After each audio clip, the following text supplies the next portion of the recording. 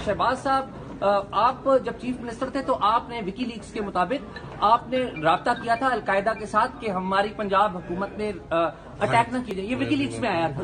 ये बात तो शहबाज साहब, आप जब चीफ मिनिस्टर थे तो आपने विकीलीक्स के मुताबिक आपने राब्ता किया था अलकायदा के साथ कि हमारी पंजाब हुकूमत ने अटैक न कीजिए। ये विकीलीक्स में आया था। ये बात तो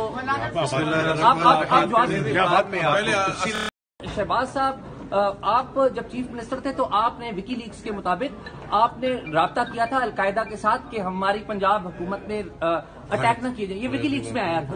ये बात तो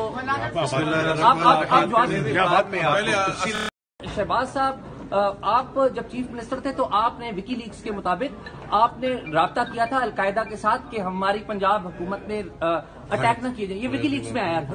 ये बात तो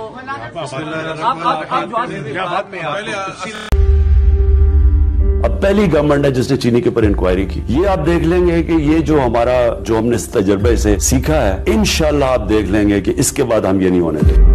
चीनी के अंदर बदकिस्मती से एक पूरी कार्टलाइजेशन है जो मिल के प्राइस ऊपर कर देते हैं, जो बड़ी बदकिस्मती है। और इंशाल्लाह ये मैं यकीन दिलाता हूँ अपनी कौम को कि ये आगे नहीं होगा।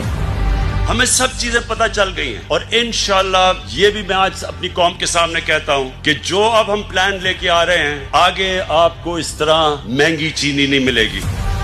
1 रुपए चीनी के बढ़ने से 5.5 अरब, तो ये जब 26 रुपए 27 रुपए जब चीनी बढ़ती है तो आप सोच लें कि थोड़े से लोगों को कितना पैसा का फायदा होता है। कौन मारा जाता है? आम लोग। खून चूस के तो ये पैसे बनाते हैं। यकीन करें कि ये जो अब पहली दफा कदम उठाया जा रहा है, इसका सिर्फ मकसद ये है कि पाकिस्तान की अवाम को महंगाई से प्रोटेक्ट किया जाए।